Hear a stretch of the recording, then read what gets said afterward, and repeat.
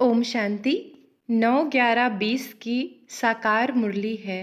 बाबा कहते, मीठे बच्चे, तुम्हारा यह टाइम बहुत बहुत वैल्यूबल है, इसलिए इसे व्यर्थ मत गवाओ। पात्र को देखकर ज्ञान दान करो। प्रश्न: गुणों की धारणा भी होती जाए और चलन भी सुधरती रहे, उसकी सहज विधि क्या है?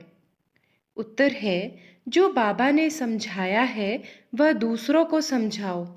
ज्ञान धन का दान करो तो गुणों की धारणा भी सहज होती जाएगी, चलन भी सुधरती रहेगी।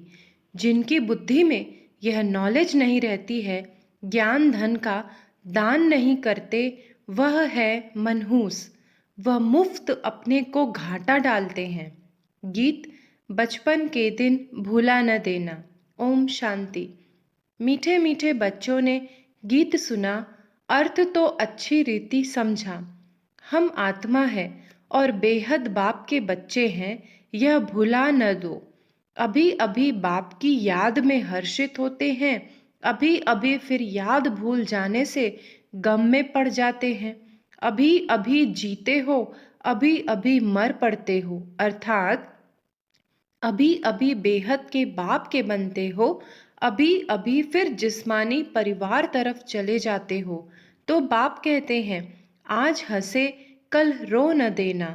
यह हुआ गीत का अर्थ। तुम बच्चे जानते हो, बहुत करके मनुष्य शांति के लिए ही धक्का खाते हैं, तीर्थ यात्रा पर जाते हैं। ऐसे नहीं कि धक्का खाने से कोई शांति मिलती है। यह एक ही संगम युग है जब बाप आकर समझाते हैं, पहले पहले तो अपने को पहचानो। आत्मा है ही शांत स्वरूप, रहने का स्थान भी शांति धाम है। यहाँ आती है तो कर्म जरूर करना पड़ता है। जब अपने शांति धाम में है तो शांत है। सतयुग में भी शांति रहती है, सुख भी है, शांति भी है। शांति धाम को सुख धाम नहीं कहेंगे। जहाँ सुख है उसे सुख धाम, जहाँ दुख है उसे दुख धाम कहेंगे। यह सब बातें तुम समझ रहे हो। यह सब समझाने के लिए कोई को सम्मुख ही समझाया जाता है। प्रदर्शनी में जब अंदर घुसते हैं तो पहले पहले बाप का ही परिचय देना चाहिए। समझाया जाता है, आत्माओं का बाप एक ही है, वही गीता का भगवान है, बाकी यह सब आत्माएं हैं। आत्मा शरीर छोड़ती और लेती है, शरीर के नाम ही बदलते हैं, आत्मा का नाम नहीं बदलता। तो तुम बच्चे समझा सकते हो, बेहद के बाप से ही सुख का वर्षा मिलता है। बाप सुख की सृष्टि स्थापन करते हैं, बाप दुख की सृष्टि रचे, ऐसा तो होता नहीं। भारत में लक्ष्मी नारायण का राज्य था ना, चित्र भी है। बोलो, यह सुख का वर्षा मिलता है। अगर कहे यह तो तुम्हारी कल्पना है तो एकदम छोड़ देना चाहिए। कल्पना समझने वाला कुछ भी समझेगा नहीं। तुम्हारा टाइम तो बहुत वैल्यूबल है। इस सारी दुनिया में तुम्हारे जितना वैल्यूबल टाइम कोई का है नहीं। बड़े बड़े मनुष्यों का टाइम वैल्यूबल होता है। बाप का टाइम कितना वैल्यूबल है। बाप समझाकर क्या से क्या बना देते हैं। तो बाप तुम बच्चों को ही कहते हैं कि तुम अपना वैल्यूबल टाइम मत गवाओ। नॉलेज पात्र को ही देनी है, पात्र को समझाना चाहिए। सब बच्चे तो समझ नहीं सकते, इतनी बुद्धि नहीं जो समझें। पहले पहले बाप का परिचय देना है। जब तक यह नहीं समझते कि हम आत्माओं का बाप शिव है, तो आगे कुछ भी नहीं समझ सकेंगे। बहुत प्यार नम्रता से समझाकर रवाना कर देना चाहिए, क्योंकि आसुरी संप्रदाय झगड़ा करने में देरी नहीं करेंगे। गवर्नमेंट स्टूडेंट की कितनी महिमा करती है, उन्हों के लिए कितने प्रबंध रखती है। कॉलेज के स्टूडेंट ही पहले पहले पत्थर मारना शुरू करते हैं। जोश होता है ना। बूढ़े या माताएं तो पत्थर इतना जोर से लगा न सके, अक्सर करके स्टूडेंट का ही शोर होता है। उन्हों को ही लड़ाई के लिए तैयार करते हैं। अब बाप आत्माओं को समझाते हैं, तुम उल्टे बन गए हो, अपने को आत्मा के बदले शरीर समझ लेते हो। अब बाप तुमको सीधा कर रहे हैं। कितना रात दिन का फर्क हो जाता है। सीधा होने से तुम विश्व के मालिक बन जाते हो। अभी तुम समझते हो हम आधा कल्प उल्टे थे, अब बाप आधा कल्प के लिए सुलटा बनाते हैं। अल्लाह के बच्चे हो जाते तो विश्व की बादशाही का वर्षा मिलता है। रावण उल्टा कर देते हैं तो कला काया चट हो जाती, फिर गिरते ही रहते। राम राज्य और रावण राज्य को तुम बच्चे जानते हो, तुमको बाप की याद में रहना है। भल शरीर निर्वाह अर्थ कर्म भी करना है, फिर भी समय तो बहुत मिलता है। कोई जिज्ञासु आदि नहीं है, काम नहीं है तो बाप की याद में बैठ जाना चाहिए। वह तो है अल्पकाल के लिए कमाई और तुम्हारी यह है सदा काल के लिए कमाई। इसमें अटेंशन जास्ती देना पड़ता है। माया घड़ी घड़ी और तरफ ख्यालात को ले जाती है, यह तो होगा ही। माया भुलाती रहेगी। इस पर एक नाटक भी दिखाते हैं। प्रभु ऐसे कहते, माया ऐसे कहती। बाप बच्चों को समझाते हैं, माम एकम याद करो। इसमें ही विघ्न पड़ते हैं, और कोई बात में इतने विघ्न नहीं पड़ते। पवित्रता पर कितनी मार खाते हैं। भागवत आदि में इस समय का ही गायन है। पूतनाएं शूर्पणखाएं भी हैं। यह सब इस समय की बातें हैं, जबकि बाप आकर पवित्र बनाते हैं। उत्सव आदि भी जो मनाते हैं, जो पास्ट हो गया है उनका फिर त्योहार मनाते आते, पास्ट की महिमा करते आते हैं। राम राज्य की महिमा गाते हैं, क्योंकि पास्ट हो गया है। जैसे क्राइस्ट आदि आए, धर्म स्थापन करके गए, तिथि तारीख भी लिख देते हैं, फिर उनका बर्थडे मनाते आए हैं। भक्ति मार्ग में भी यह धंधा आधा कल्प चलता है। सतयुग में यह होता नहीं। यह दुनिया ही खत्म हो जानी है। यह बातें तुम्हारे में भी बहुत थोड़े हैं जो समझते हैं। बाप ने समझाया है, सब आत्माओं को अंत में वापस जाना है। सब आत्माएं शरीर छोड़ चली जाएंगी। तुम बच्चों की बुद्धि में है, बाकी थोड़े दिन हैं, अब फिर से यह सब विनाश हो जाना है। सतयुग में सिर्फ हम ही आएंगे, सभी आत्माएं तो नहीं आएंगी। जो कल्प पहले आए थे वही नंबरवार आएंगे, वही अच्छी रीति पढ़कर और पढ़ा भी रहे हैं। जो अच्छा पढ़ते हैं वही फिर नंबरवार ट्रांसफर होते हैं। तुम भी ट्रांसफर होते हो। तुम्हारी बुद्धि जानती है, जो आत्माएं हैं सब नंबरवार वहाँ शांति धाम में जाकर बैठेंगी, फिर नंबरवार आती रहेंगी। बाप फिर भी कहते हैं, मूल बात है बाप का परिचय देना। बाप का नाम सदैव मुख में हो। आत्मा क्या है, परमात्मा क्या है, दुनिया में कोई भी नहीं जानते। भल गाते हैं, भ्रिकुटी के बीच चमकता है अजब सितारा, बस जास्ती कुछ नहीं समझते। सो भी यह ज्ञान बहुत थोड़ों की बुद्धि में है, घड़ी घड़ी भूल जाते हैं। पहले पहले समझाना है, बाप ही पतित पावन है, वर्षा भी देते हैं, शाहन-शाह बनाते हैं। तुम्हारे पास गीत भी है, आखिर वह दिन आया आज, जिसका रास्ता भक्ति मार्ग में बहुत तकते थे। द्वापर से भक्ति शुरू होती है, फिर अंत में बाप आकर रास्ता बताते हैं। कयामत का समय भी इनको कहा जाता है। आसुरी बंधन का सब हिसाब किताब चुकतू कर फिर वापस चले जाते हैं। 84 जन्मों के पाठ को तुम जानते हो, यह पाठ बजता ही रहता है। शिव जयंती मनाते हैं तो जरूर शिव आया होगा, जरूर कुछ किया होगा, वही नई दुनिया बनाते हैं। यह लक्ष्मी नारायण मालिक थे, अब नहीं है। फिर बाप राजयोग सिखलाते हैं।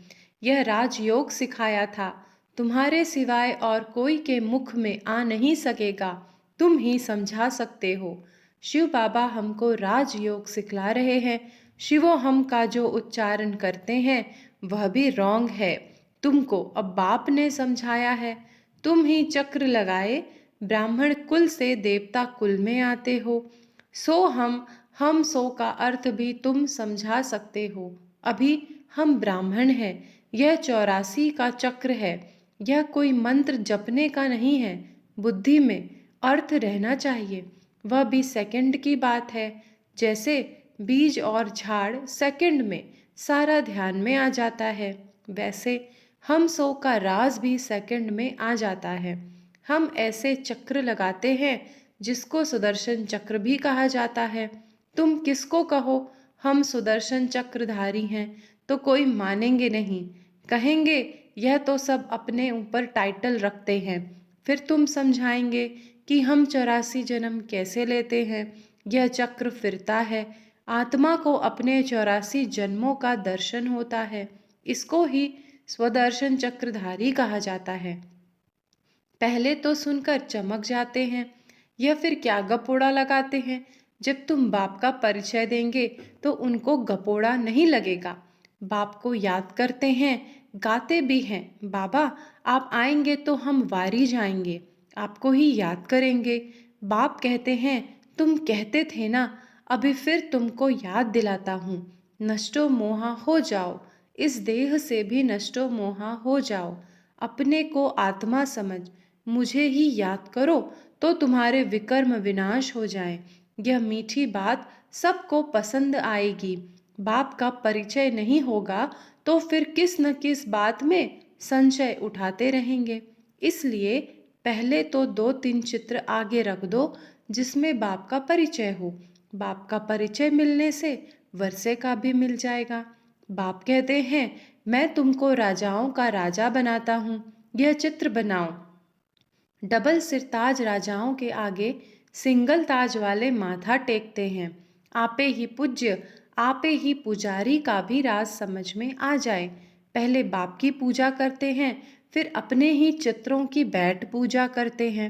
जो पावन होकर गए हैं उनका चित्र बनाए बैठ पूजते हैं। यह भी तुमको अभी ज्ञान मिला है। आगे तो भगवान के लिए ही कह देते थे, आपे ही पूज्य, आपे ही पुजारी। अब तुमको समझाया गया है, तुम ही इस चक्र में आते हो। बुद्धि में यह नॉलेज सदैव रहती है और फिर समझाना भी है। धन दिए धन ना खूटे।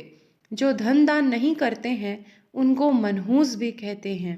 बाप ने जो समझाया है वह फिर दूसरों को समझाना है। नहीं समझाएंगे तो मुफ्त अपने को घाटा डालेंगे। गुण भी धारण नहीं होंगे। चलन ही ऐसी हो जाएगी। हर एक अपने को समझ तो सकते हैं ना। तुमको अब समझ मिली है, बाकी सब है बेसमझ। तुम सब कुछ जानते हो। बाप कहते हैं इस समय है दैवी संप्रदाय, उस तरफ है आसुरी संप्रदाय। बुद्धि से तुम जानते हो अभी हम संगम युग पर हैं। एक ही घर में एक संगम युग का, एक कलयुग का, दोनों इकट्ठे रहते हैं। फिर देखा जाता है हंस बनने लायक नहीं है तो युक्ति रची जाती है, नहीं तो विघ्न डालते रहेंगे। कोशिश करनी है आप समान बनाने की, नहीं तो तंग करते रहेंगे। फिर युक्ति से किनारा करना पड़ता है, विघ्न तो पड़ेंगे। ऐसी नॉलेज तो तुम ही देते हो। मीठा भी बहुत बनना है, नष्टो मोहा भी होना पड़े। एक विकार को छोड़ा तो फिर और विकार खिटखिट मचाते हैं। समझा जाता है जो कुछ होता है कल्प पहले मुआफिक। ऐसे समझ शांत रहना पड़ता है। भावी समझी जाती है। अच्छे अच्छे समझाने वाले बच्चे भी गिर पड़ते हैं, बड़ी जोर से चमाट खा लेते हैं। फिर कहा जाता है कल्प पहले भी चमाट खाई होगी। हर एक अपने अंदर में समझ सकते हैं, लिखते भी हैं, बाबा हम क्रोध में आ गए, फलाने को मारा, यह भूल हुई। बाप समझाते हैं जितना हो सके कंट्रोल करो। कैसे कैसे मनुष्य हैं, अबलाओं पर कितने अत्याचार करते हैं। पुरुष बलवान होते हैं, स्त्री अबला होती है। बाप फिर तुमको यह गुप्त लड़ाई सिखलाते हैं जिससे तुम रावण पर जीत पाते हो। यह लड़ाई कोई की बुद्धि में नहीं है, तुम्हारे में भी नंबर वार हैं जो समझ सकते हैं। यह है बिल्कुल नई बात। अभी तुम पढ़ रहे हो सुखधाम के लिए, यह भी अभी याद है, फिर भूल जाएगी। मूल बात है ही याद की यात्रा। याद से हम पावन बन जाएंगे। अच्छा, मीठे मीठे सिकी लधे बच्चों प्रति मात पिता बाप दादा का याद प्यार और गुड मॉर्निंग। रूहानी बाप की रूहानी बच्चों को नमस्ते। हम रूहानी बच्चों की रूहानी मात पिता बाप दादा को याद प्यार गुड मॉर्निंग और नमस्ते नमस्ते। धारणा के लिए मुख्य सार पहला, कुछ भी होता है तो भावी समझ शांत रहना है, क्रोध नहीं करना है, जितना हो सके अपने आप को कंट्रोल करना है, युक्ति रच आप समान बनाने की कोशिश करनी है। दूसरा, बहुत प्यार और नम्रता से सबको बाप का परिचय देना है। सबको यही मीठी मीठी बात सुनाओ कि बाप कहते हैं, अपने को आत्मा समझ मुझे याद करो, इस देह से नष्टो मोहा हो जाओ।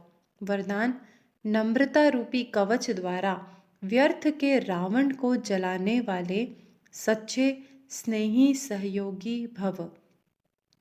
नम्रता रूपी कवच द्वारा व्यर्थ के रावण को जलाने वाले सच्चे स्नेही सहयोगी भव। कोई कितना भी आपके संगठन में कमी ढूंढने की कोशिश करे, लेकिन ज़रा भी संस्कार स्वभाव का टक्कर दिखाई न दे। अगर कोई गाली भी दे, इंसल्ट भी करे, आप सेंट बन जाओ। अगर कोई रॉन्ग भी करता तो आप राइट रहो। कोई टक्कर लेता है तो भी आप उसे स्नेह का पानी दो। यह क्यों, ऐसा क्यों, यह संकल्प करके आग पर तेल नहीं डालो। नम्रता का कवच पहन कर रहो। जहाँ नम्रता होगी वहाँ स्नेह और सहयोग भी अवश्य होगा। स्लोगन है, मेरेपन की अनेक हद की भावनाएं एक मेरे बाबा में समा दो। मेरेपन की अनेक हद की भावनाएं एक मेरे बाबा में समा दो। अच्छा, ओम शांति।